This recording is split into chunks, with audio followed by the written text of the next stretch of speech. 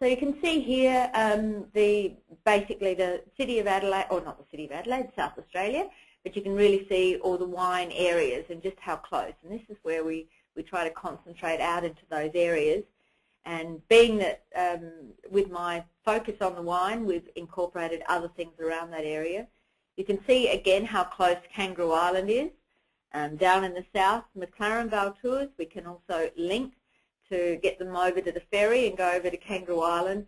And we do another one of our sort of day tours as well too, called Flurry of Fine Food, Wine and Wildlife, which is a bit of a tongue twister. But the idea is to incorporate a bit of that wine, but for families that might want to do some other things like visiting Gawler and Victor Harbour, and there's little places like Strathalbyn with little antique villages, or getting the horse-drawn carriage over to Granite Island where there's 1,000 pair of little blue penguins. You can see over to the left the foot, that's where I came from, the ankle of the foot. So it's haven't developed any tours over there. It's a little bit more isolated, but great beaches and emus and sharks and great King George whiting, which you all have to experience at some stage in South Australia. And you can see over to the right of that, which takes you down into Coonawarra, which we join into the Great Ocean Road. So to me it's about, this is in Charles Melton Winery down in the Barossa. There's Charlie over to the left and his wife Virginia. But sitting around and often with other people from around the world and just chatting about wine and getting overlooking the vineyards and getting a sense of place and where you're from. And the Barossa really is about no frills. And a lot of the old Germans that have been there for 6 generations don't want to see change in the area, and so I mean there is a lot of contemporary and cutting-edge people that have travelled around the world, but there's still a lot that are basically farmers. So one of the highlights too in the Barossa with Penfolds is doing your make-your-own blend. So we've done that with individual little wineries, but I think even the most serious wine operator or wine lover loves doing this make-your-own blend, where you pop on your lab coat and you're making a blend of a wine where you've come away saying, assistant winemaker Fred Smith or whoever, Marianne Kennedy. But it's a great experience. You can also do this with the Louise down in the Barossa, where they will do a dish to match that. But we will do that as an add-on to the day tours. But I'll always, if people want to do private, or the Grange tasting as well too, which is often something, or we just even do a taste of Grange. So we've popped up to Clare here, but to me it's about getting a sense of place, and this is like a charming little restaurant and winery right in the heart of the Clare Valley. Here we've jumped down south to McLaren Vale. Some of the highlights are places like Coriol here that make their own cheese, and they have a bit more of an Italian influence, but you can see magnificent gardens all around. Coonawarra, we've jumped up here, and this is Pete Balnaves, who's been sort of influential in really getting Coonawarra started. And if you look to any of the famous wines that are coming out of Coonawarra, they'll probably lead back to this man, Pete Balnaves. An IT guy, he says, this is your hero, isn't he, Marianne? He's Indonesian. And because I always rave about how talented he is. In Coonawarra, this is Wynn, so this is one of the famous old family-run wineries. So you can see the old sort of Australian architecture.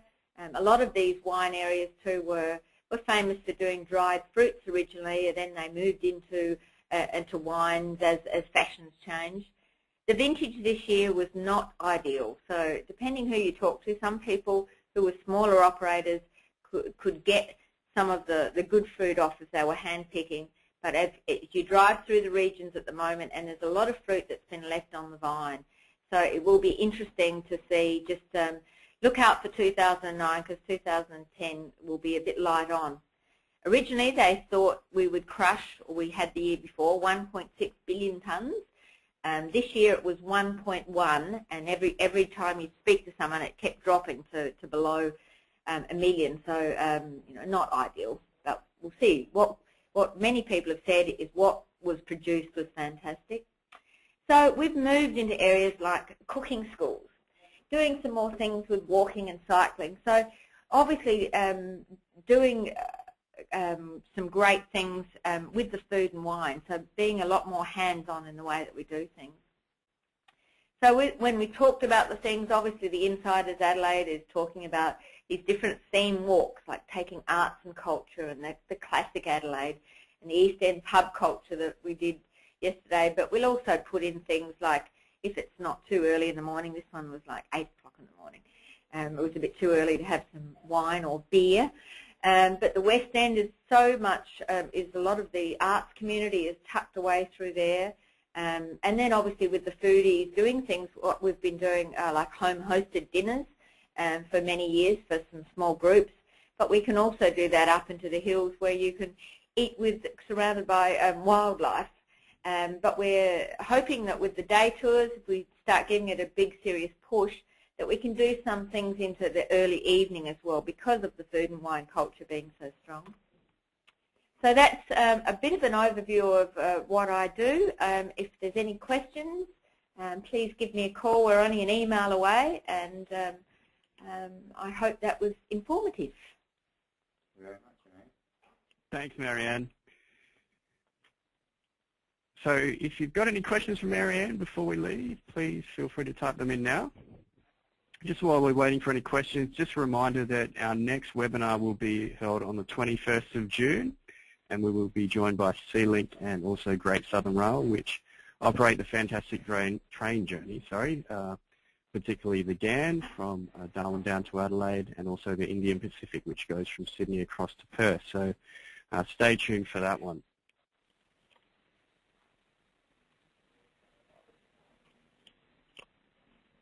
Okay, we noticed that there were some questions where people couldn't hear properly. Could they in the end? Was everybody okay? I think so. I think so. Oh, I think that was just at the start. We had a bit of a glitch. Marianne, do you arrange overnight stays in the Barossa or Clare Valley? We do. We do all of the above. Every time it seems to be, we can be with people for several days. Like sometimes fashions change. As you know, Southern Ocean Lodge is something that people talk about a lot.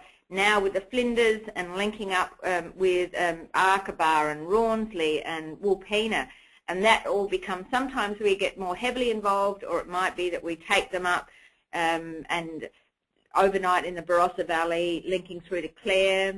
Sometimes we've done things now sort of linking with the river. But over the years, like 22 years on, we've sort of recreated it in lots of different ways, and it's sort of quite interesting just the trends that you see and how more people, as they get involved in the internet and read about things, what information they've gathered and found out about. And so with a lot of the Aussie specialists and agents, they're saying, these people have read about such and such. Can you get there? And we say yes, and so we work out how to get there, and making it as interesting as possible as well too. So sometimes in South Australia places can be a little bit more isolated, so you work out the best way of making it an interesting experience. Thanks, Marianne. We've got time for one more question. Do you have your own touring vehicles? Yes. I'd hoped we cut down the photos, but I mainly use, I have a Statesman, so sort of a luxury vehicle, so we use from 2 to 3 people in that, and it's really a large vehicle, but then I will use Voyagers, and then we've used up to sort of more luxury vehicles, and depending on the numbers, because sometimes, particularly when there's families travelling together, we work out what's going to be the best option if we're carrying luggage, etc., etc. So we really do. But the Statesman seems to be the one that I can do from 2 to 4 people comfortably. So for those of us living over here, it's very similar to a Cadillac. So very nice vehicle. Big, with leather seats, etc. All right, thanks so much, Marianne. Can I also say, probably, I mean, we do luxury vehicles as well, but when we have an extremely hot summer, 40-odd degrees, you want the most comfortable car with air conditioning. That's all I've got to say. Thanks again, Marianne. And thank you, Matt. I didn't get a chance to introduce you at the start. Thank you, John. My pleasure. thank you again for joining us. And what we'll do, everyone, is we'll send you a copy of these presentations shortly after we conclude the webinar, so you can look at those in your own time. And we'll also post this on YouTube, as I said before. So once again, thank you for joining us, and we look forward to seeing you on the 21st of June. Cheers. Thank you.